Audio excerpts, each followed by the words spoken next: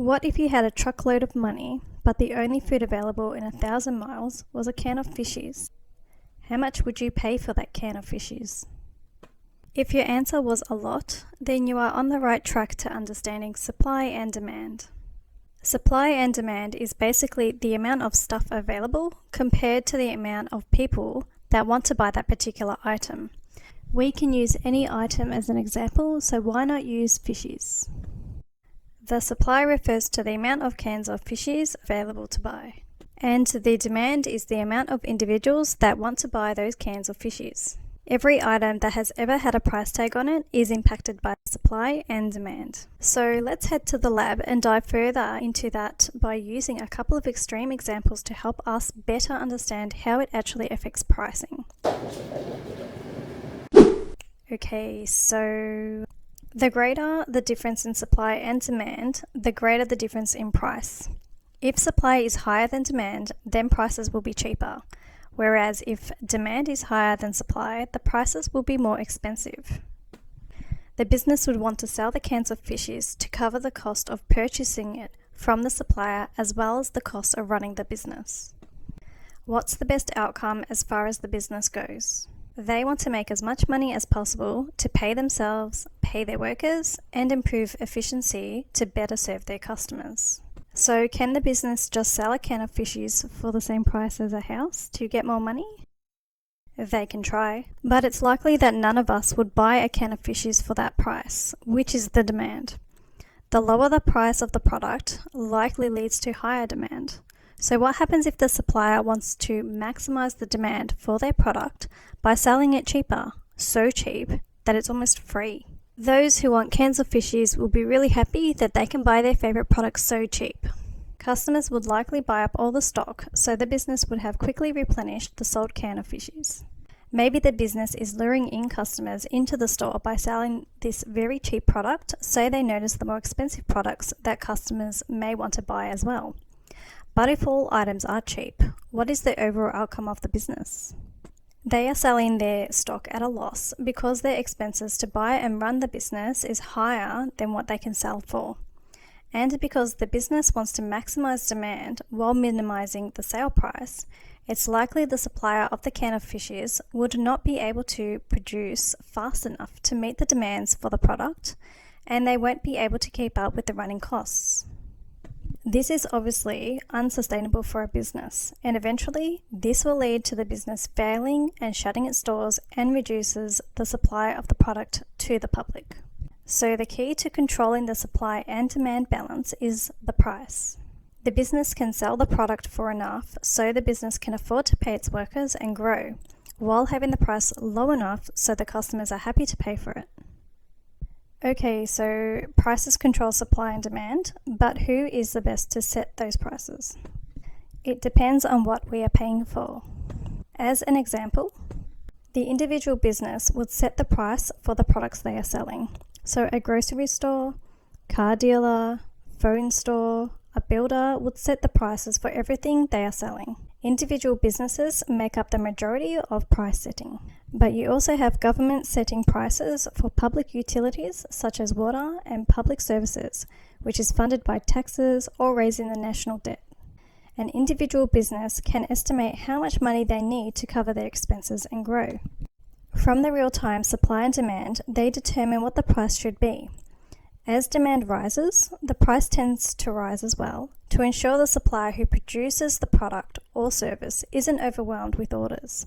If the supplier is overwhelmed, their prices will likely increase, which contributes to further price rises. This helps control what the supplier is able to produce while ensuring both the business, supplier, and customer are happy to pay for the cost of the product. If the customer isn't happy with the price, then this will adjust the demand and cause the price to fall to a figure where demand will stabilize. This will also cause the supply to stabilize along with its price. Why not just make the product really cheap then? Because as stated before, either the supplier will struggle to keep up with the demand, or the business selling the product will go bust, which will eventually lead to an all-round lower supply of the product. That makes customers unhappy, and the business could decline over time as a result. We can also think of the supply chain and how that can impact pricing. Using the supply chain of canned fishes, if one of those links are interrupted, then that could result in the price increase of the particular item and ultimately increase the cost of the canned fishes. The production of the canned fishes takes longer, which means less is available. For example, if the price of iron ore increased, then the price to produce the fishy can would increase if significant enough. But if you also got an event like a natural disaster or dispute in one of the supply countries at the same time, this could again impact production, which again lowers supply and raises prices. Prices are very delicate, so it's important for a business to understand how prices should be set. Businesses have all the information they need by what they spend on the products they sell, paying those that work for them, and the amount of sales you have. Likewise, with a government providing water, they can tell how much water is available, the cost to distribute that water, and how much individuals are using to set the price. History does show that attempting to set and control prices against the natural supply and demand of the market can be quite destructive. Here's an example why. In the 1930s, there was a severe worldwide economic depression. In October 1929, the stock market crashed, sending panic through the United States, which bled into the whole world, lasting up until 1939. People lost their jobs, their homes. Some were starving with the lines long to soup kitchens, and food items were ordered to be destroyed. So some people were starving, but food items were ordered to be destroyed. That sounds strange, doesn't it? What happened there? Let's go into more detail. 1914 saw the beginning of World War I, and the focus shifted for Europe towards an increase in military action.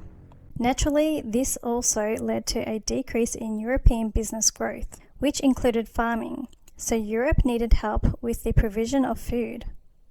Who helped with this provision? The United States. The government in 1917 encouraged food production to ramp up, but initially farmers of the day had to think about what was possible. Individuals were encouraged during this time to ration food, so food could be transported overseas to help the war effort. United States men were drafted into the war, so there were labour shortages. The solution came in 1918. Tractors. During the 1910s, farmers would plough their fields with horses. Now they had machines. So during the 1920s, huge amounts of food were able to be produced. The complication was that although food production and supply was greatly increasing, so was the recovery in Europe. So you had this crossover of food production greatly increasing, which is supply, but the demand from Europe was decreasing because the war was ending and Europeans could now produce their own food.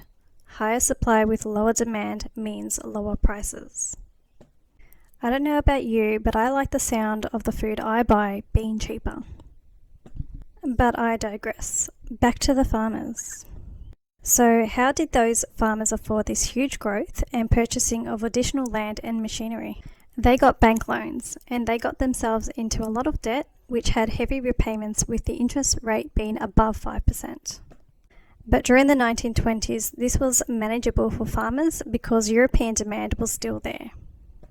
This decade was famous for the period of wealth creation. The war had ended in 1918, and those who were getting rich in the stock market were really enjoying themselves. The markets just kept going up and up and up. It was great, until it wasn't. When 1929 came along, the stock market on Wall Street tanked. Individuals who were considered wealthy were about to find out that over the coming years that they were broke. They were rich because they got loans out to make investments. Then price of those assets collapsed. The large dividends that were getting paid out started to stop, so individuals could no longer meet their loan obligations, and selling those stocks would still not cover their debt.